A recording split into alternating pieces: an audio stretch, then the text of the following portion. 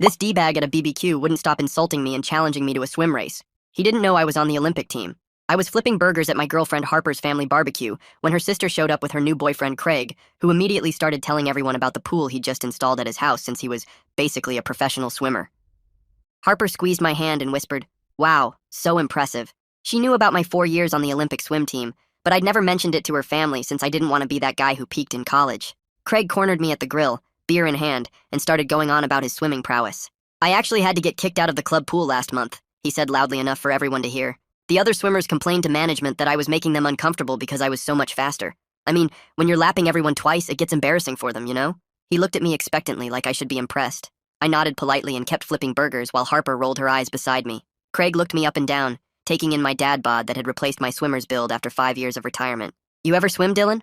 No offense, but you don't really have the body for it. I mean, look at these shoulders," he said, rotating his arms to show off. "Swimming is all about the wingspan and the core. You've got more of a softball build." He laughed at his own joke while I just smiled and shrugged.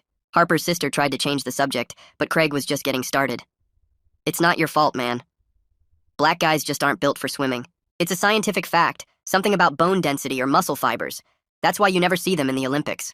Harper's jaw dropped and she started to say something, but I touched her arm gently and whispered, "Let him talk. This is actually hilarious." Craig must have taken my silence as agreement because he kept going. "I'm not being racist, it's just biology. Like, when's the last time you saw a black swimmer win anything? Michael Phelps, Ryan Lochte, all the greats are white. It's just how it is." He shrugged like he was doing me a favor by explaining this. Even Harper's dad looked uncomfortable now, but I just kept that same easy smile on my face. After a few beers, Craig decided to demonstrate his perfect butterfly form on the grass, flopping around like a fish while explaining his technique. "See, Dylan? It's all about the dolphin kick. I bet you don't even know what that is. My coach said I had natural talent you can't teach. Some people got it, some don't." He stood up, grass stains on his polo, completely serious about his performance. When Harper mentioned I used to swim in college, Craig laughed so hard he nearly choked on his beer. "Community college had a swim team? That's cute. Let me guess, you did the doggy paddle relay?" He turned to his girlfriend and said, "No wonder Harper's dating him. She always liked charity cases. Remember that guy with the limp?" Harper's face went red and she snapped, "Dylan went to Stanford, you ass." But I just smiled and said, "Harper, relax." Craig pulled out his phone to show everyone videos of him swimming, narrating each one. "This is me destroying everyone at my gym. See that guy I just lapped? He said he swam Division 3. Pathetic." Then he turned to me and said, "Dylan probably thinks the shallow end is an accomplishment. Different leagues, bro. I'm talking about real swimming, not whatever you did at the YMCA." The videos were clearly sped up, but I didn't bother pointing it out. The afternoon got worse when Craig started lying about his times, claiming he could swim a 50-meter freestyle in under 20 seconds, which would be a world record. "I never went pro because I make too much money in sales. Why make pennies swimming when I can afford my own pool?" "Dylan, what do you do again? Harper mentioned something about coaching kids. What do you coach them in, burger flipping?" He gestured at the grill and laughed. "That's sweet, though, giving back to the community since you never made it yourself." I actually laughed at that one because the irony was too perfect. Finally, Craig had drunk enough to issue his challenge. He stood up, swaying slightly, and announced to everyone, "You know what? Let's settle this right now. Dylan, get in my pool and race me, right now. Unless you're scared to lose in front of your girl." He pulled off his shirt dramatically. "Come on, man. 1 lap. Unless you admit you can't swim and I'm superior in every way. What's it gonna be? You gonna hide behind Harper or are you gonna be a man?" Harper looked at me with an expression that said she was completely done with this guy. "Oh my God, just do it already," she said, knowing exactly what was about to happen. Craig stood there smirking, thinking he was about to humiliate me in front of everyone, having no idea he'd just challenged someone with 4 NCAA titles and an Olympic trials record that still hadn't been broken. So I said, "Sure, man. 1 lap." Craig grabbed his keys off the table and started walking toward his car, while everyone else looked at each other trying to figure out the logistics. Harper's dad stepped in and took the keys from Craig's hand, saying nobody was riding with someone who'd been drinking that much. Craig protested, but his girlfriend grabbed his arm and steered him toward her car, while Harper and I headed to mine with her parents following in theirs. The whole convoy of cars pulled out of the driveway with Craig hanging out the passenger window of his girlfriend's car, yelling about how I was about to learn what real swimming looked like. Harper squeezed my hand tight as we drove and whispered she couldn't wait to see his face when he realized what he'd gotten himself into. I kept my eyes on the road and focused on staying calm, because even though it had been 5 years since I'd competed seriously, my body still remembered what it felt like to destroy someone in the water. Craig's house was only 10 minutes away, and when we pulled up, I had to admit his pool setup was actually pretty nice. The pool stretched 25 yards with proper lane lines and everything, though I could tell from the way the lane ropes sat loose that he probably never bothered setting them up right. Craig immediately started his tour explaining how he'd personally designed every aspect for optimal training conditions and maximum speed development. He pointed at the shallow end, saying that's where beginners usually stayed, and then gestured at the deep end where real swimmers trained. Everyone just wanted to see the race happen, but Craig kept going on about the filtration system and the special tiles he'd chosen, and how the depth was perfect for generating the right kind of waves. I walked over to check the water while he talked, and suggested we should probably set some ground rules for safety, since he'd been drinking pretty heavily all afternoon. Craig waved his hand, dismissing my concern, and said real swimmers didn't need rules because the water was their natural element. Harper's dad spoke up firmly, saying we absolutely needed to be smart about this, and nobody was getting in that pool without some basic safety measures in place. Craig rolled his eyes, but his girlfriend agreed with Harper's dad, so he had to go along with it. That's when Craig started pulling off his clothes right there on the pool deck, and I realized he was stripping down to his underwear since he didn't have swim trunks at his own house.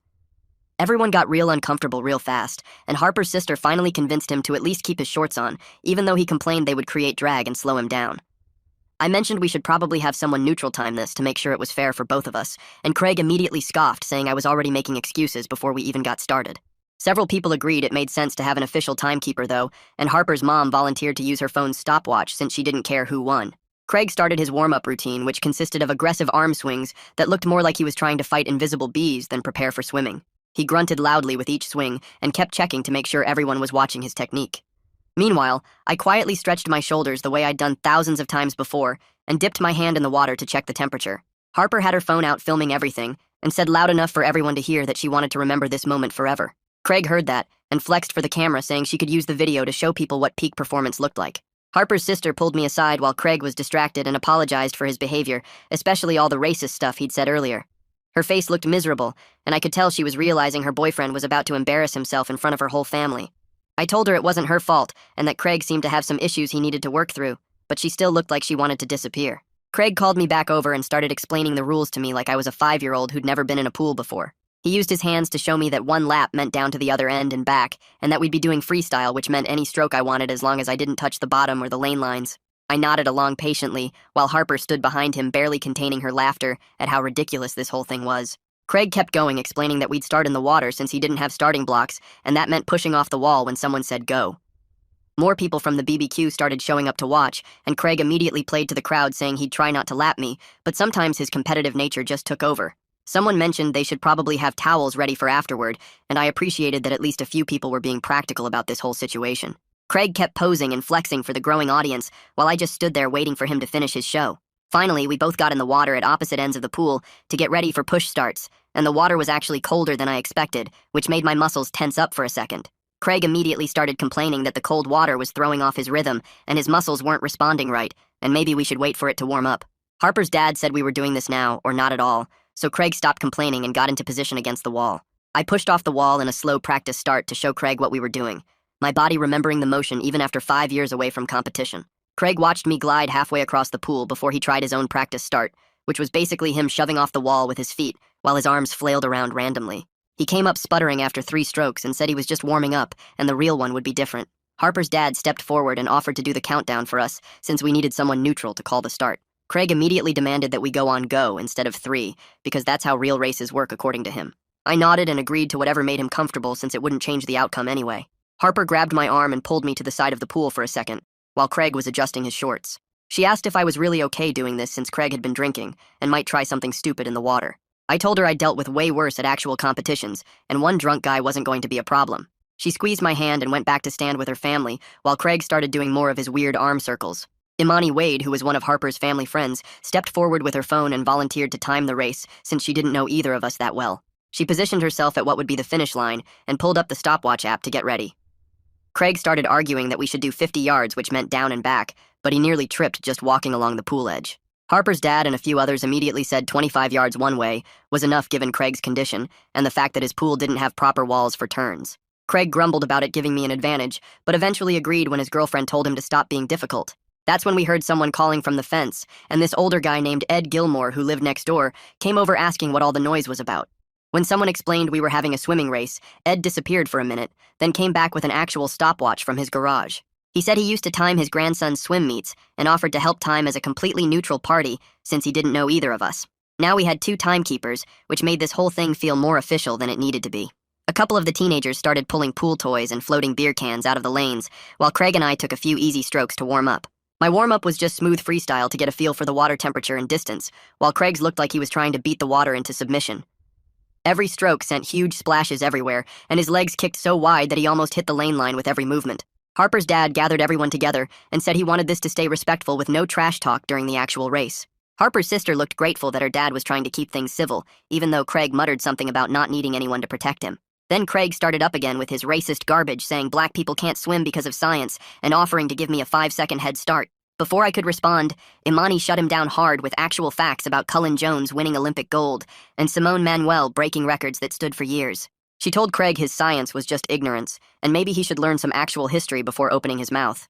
Craig's face got red, and he mumbled something about exceptions to the rule, but everyone was clearly done listening to him. I caught Harper's eye across the pool, and she gave me a small nod that said she understood this was about more than just winning a race now. The crowd had grown to about 15 people, all standing around the pool edge, waiting to see what would happen next. Someone had even brought out more towels and set them on the chairs, which I thought was pretty practical considering how this was likely to end. Craig kept stretching and posing like he was at the Olympics himself, while I just stood quietly in the water getting my breathing ready. The water felt good against my skin, and my muscles were starting to remember what they used to do every single day for years. Ed and Imani compared their timing devices to make sure they were synced up and ready to go. Harper's dad asked us both one more time if we were ready to do this safely and responsibly. Craig rolled his eyes and said he was born ready, while I just nodded and got into position at the wall. My hands gripped the pool edge the same way they had hundreds of times before in actual competitions that mattered. Craig tried to copy my position, but his form was all wrong with his butt too high and his head looking straight ahead instead of down. The whole crowd went quiet as Harper's dad raised his hand to start the countdown, and I felt that familiar calm wash over me that always came right before a race. Craig suddenly stood up and started pounding his chest with both fists like some kind of gorilla while making these loud whooping noises that echoed across the pool area. Everyone just stared at him as he kept beating his chest harder and harder, his face turning red from the effort and the alcohol. Harper's mom covered her mouth with her hand, and I heard one of the cousins whisper something about calling an Uber for him later. Craig finished his display by throwing his arms up and letting out this primal scream that made the neighbor's dog start barking from 2 houses over. He stumbled slightly as he got back into position at the pool edge, still breathing heavy from his performance. Harper's dad cleared his throat and raised his hand again to start the countdown, speaking clearly and slowly so there would be no confusion.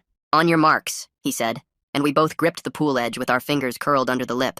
"Get set," he continued, and I coiled my muscles like a spring while Craig just kind of crouched awkwardly.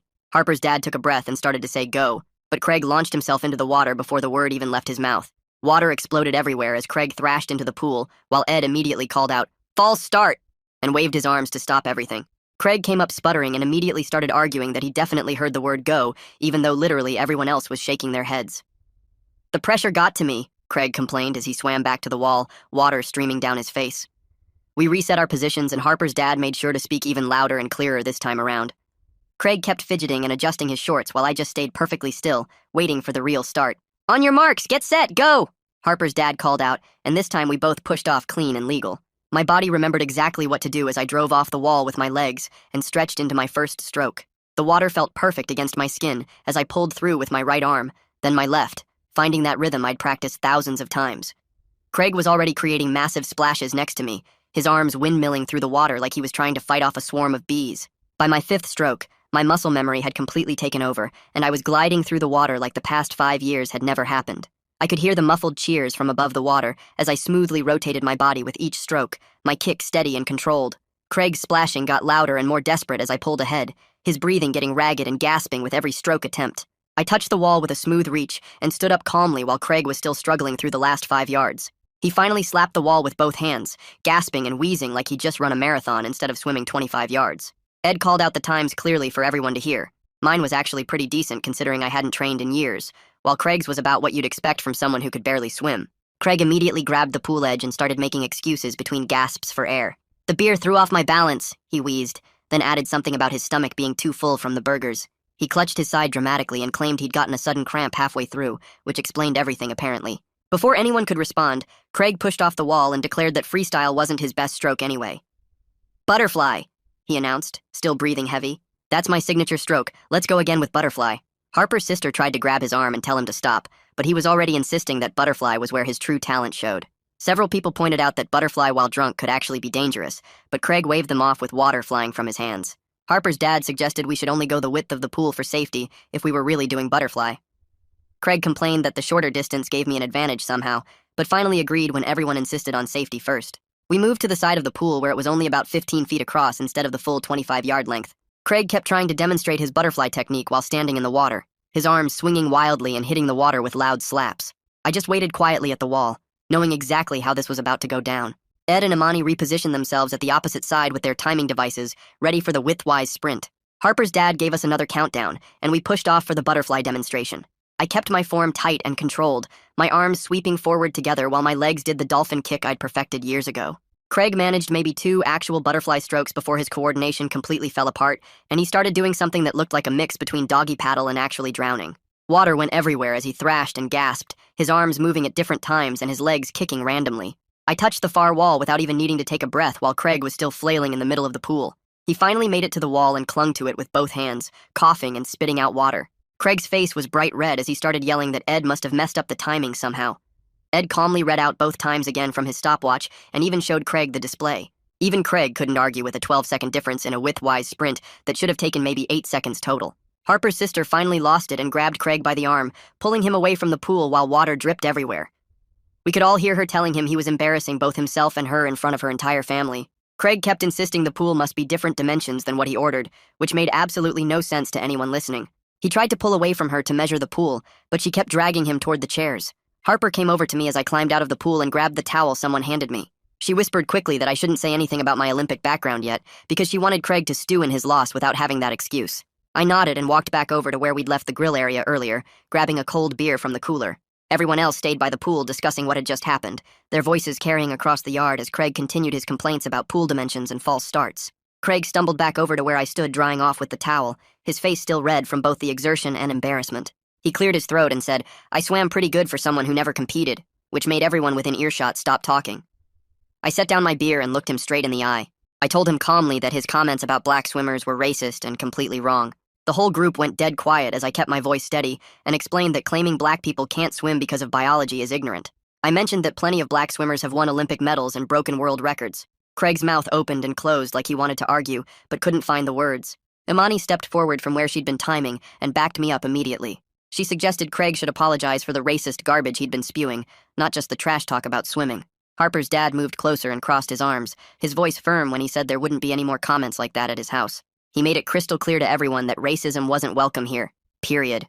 Craig looked around for support, but found none, even his girlfriend turning away from him. Someone turned the music back on to break the tension, and people started drifting away from the pool area. Groups reformed around the food tables and grill, conversations resuming at lower volumes. I walked back to the grill and picked up the spatula, flipping the burgers that had been sitting there untouched. People kept coming up to me one by one, quietly saying they were impressed with my swimming and how I'd handled everything. A couple of Harper's cousins mentioned they had no idea I could swim like that. Her aunt patted my shoulder and whispered that Craig had it coming. I just nodded and thanked them, focusing on getting the food ready since people were getting hungry. Harper found me at the grill, and we had a quiet moment away from everyone else. She said she was proud of how I'd handled everything without stooping to his level or getting aggressive. I could have humiliated him way worse, but chose not to, and she appreciated that. We talked briefly about my swimming background and agreed I might tell her family about it eventually. Tonight definitely wasn't the right time for that conversation, though. Ed came over while I was plating burgers and thanked me for keeping things safe in the pool. He mentioned he actually runs a small swimming clinic for neighborhood kids on Saturday mornings. He'd clearly recognized my technique and suggested I might want to help out sometime if I was interested. I told him I'd think about it, genuinely considering the idea of teaching kids who actually wanted to learn. He gave me his number and said no pressure, just thought I might enjoy it. Meanwhile, Imani was checking on Harper's sister to make sure she had a safe way home. Craig was obviously way too drunk to drive anywhere, and his girlfriend looked mortified by the whole situation. They worked out a plan where Harper's dad would drive them both home later. Craig's car would stay in the driveway overnight, and he could get it tomorrow when he sobered up. Harper's sister kept apologizing to people for bringing him, clearly embarrassed by his behavior. About 20 minutes later, Craig came back over to where I was serving food. He'd sobered up slightly from the swim and his girlfriend's anger, though he still swayed a bit. He mumbled something about getting carried away and said he was sorry if he'd been a jerk. I accepted his apology without making a big deal about it, just nodding and handing him a burger. We both knew he didn't really understand why what he'd said was wrong, but at least he tried. His girlfriend grabbed his arm and pulled him away before he could say anything else stupid.